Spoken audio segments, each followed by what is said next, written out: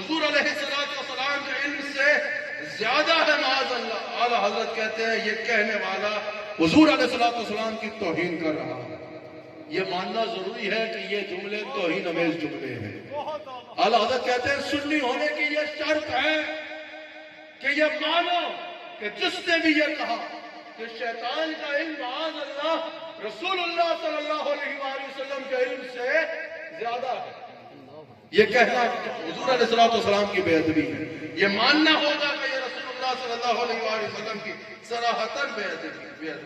پھر اعلیٰ حضرت کہتے ہیں 10ویں شرط یہ ہے کہ مجالس میلاد کو منانا، جو اہل سنت کا طریقہ ہے حدود شرع میں، مجالس میلاد کو منانا اور اس میں قیام تعظیم. حضور علیہ السلام کی تعظیم میں ہم کھڑے ہو کر سلام بھی پڑھتے ہیں. حضور علیہ السلام کی اس انداز میں تعظیم کرنا اور میلاد کی مجالس کو منانا یہ بالکل شریعت کے مطابق جائز ہے. اعلیٰ حضرت کہتے ہیں سنی ہونے کے لیے یہ ماننا ضروری ہے.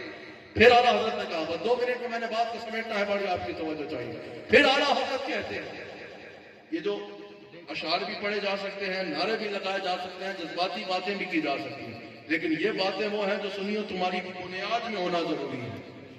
جس طرح پولیو کے قطرے بچوں کو پلاتے ہو نا، یہ باتیں یاد کرو. اور پولیو کے قطروں سے زیادہ ضروری ہے، میں یہ نہیں کہہ رہا وہ نہ پلاؤ، ضرور پلاؤ، لیکن اس سے زیادہ ضروری ہے کہ یہ عقیدے بچوں کو کھٹی میں پلاؤ. سمجھ آ گئی؟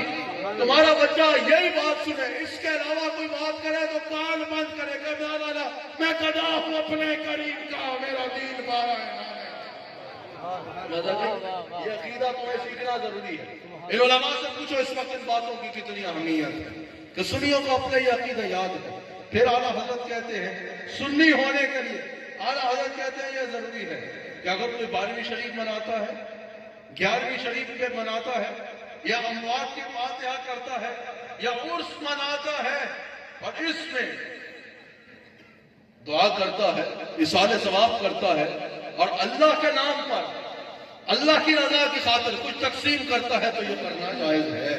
اعلیٰ حضرت کہتے ہیں یہ سنیوں کا عقیدہ ہے. یہ سنیوں کا بالکل اس چیز کو جائز مانا جاتا ہے کہ آراس منائے جائے، عرس منائے جائے، یا اگر کسی میت کے اوپر فاتحہ کی جائے، یا 12ویں شریف منائی جائے، 11ویں شریف منائی جائے، حدود شرع کے مطابق جو اعلیٰ حضرت نے بھی بیان کیا اور ان سے پہلے تمام اکابر نے بیان کیا، اس مطابق کوئی کرے گا تو سنی کے لیے یہ ضروری ہے کہ سمجھے کہ یہ کرنا جائز ہے.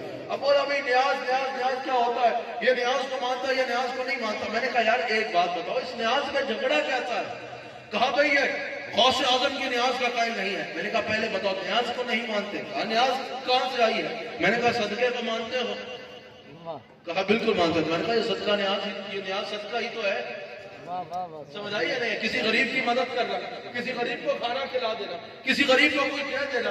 اگر صدقہ کو مانتے ہو تو نیاز سمجھنے میں کیا مشکل ہو رہی ہے؟ وہی تو ہے. کہا نہیں تم غوث اعظم کی نیاز دیتے ہو. ہم نے کہا ہم نیاز اللہ کے نام پہ دیتے ہیں، ہم نیاز اللہ کے نام پر دیتے ہیں. لیکن یہ جو کہا جاتا ہے یہ غوث اعظم کی نیاز ہے، یہ حضرت دادا صاحب کی نیاز ہے، یہ حضرت خواجہ معین الدین چشتی کی نیاز ہے، یہ حضرت مجدد الفسانی کی نیاز ہے، یہ حضرت شاہ نقشبند کی نیاز ہے. اس سے مراد کیا ہوتا ہے؟ اس سے مراد یہ ہوتا ہے کہ یہ نیاز کا ہم دے رہے ہیں اللہ کے نام پر، لیکن جو اس کا اصالِ ثواب ہوگا وہ ہم ان بزرگوں کو کریں گے. غوث اعظم کی نیاز ہے، یعنی غوث اعظم کی اصالِ ثواب کی خاطر غریبوں میں صدقہ دے رہے ہیں. اس کا جو ثواب ہوگا اس کو ہم بطور ہدیہ تحفۃ سیدنا غوث اعظم کی بارگاہ میں پیش کریں گے، بارگاہ میں پیش کریں گے. کیا یہ سمجھنا مشکل ہے؟ کیا یہ سمجھ میں آنا مشکل ہے؟ حضرت دادا صاحب کی نیاز ہے. اس سے مراد کیا ہے؟ نیاز ہم دے رہے ہیں کس کے نام پر؟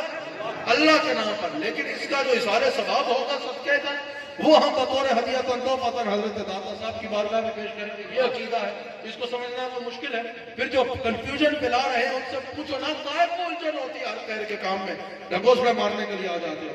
آخری بات اعلیٰ حضرت کہتے ہیں یہ عقیدہ رکھنا سنی کے لیے ضروری ہے. ٹھیک ہے، یہ ایک خانقاہ نشین سے بات سن لو، ایک خانقاہ کے خادم سے بات سن لو، تاکہ پھر تمہیں خانقاہوں پہ کوئی شک نہ رہے. ایک خانقاہ کے خادم سے ہی یہ بات سن لو. ٹھیک ہے، اگر وہ کہے نا خانقاہوں میں یہ ہوتا ہے تو کہہ دینا یہ خانقاہ کا خادم ہی بتا رہا ہے اعلیٰ حضرت کی زبانی. اعلیٰ حضرت کہتے ہیں جو یہ کہے کہ شریعت اور طریقت یہ 2 جدا رستے ہیں. سمجھ آ گئی؟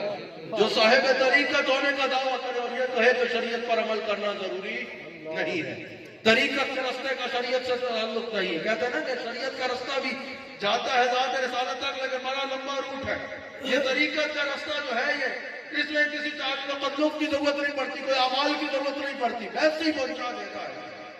جو کہے کہ طریقت اور شریعت جو ہے یہ دو جدا رستے ہیں، اور اتباع شریعت کے بغیر کوئی کہے کہ صرف میرا دامن تھام لو، میرے مرید ہو جاؤ، میرے سے وابستہ ہو جاؤ، تو تمہیں نمازیں روزے یہ سب کچھ کرنے کی ضرورت نہیں پڑے گی.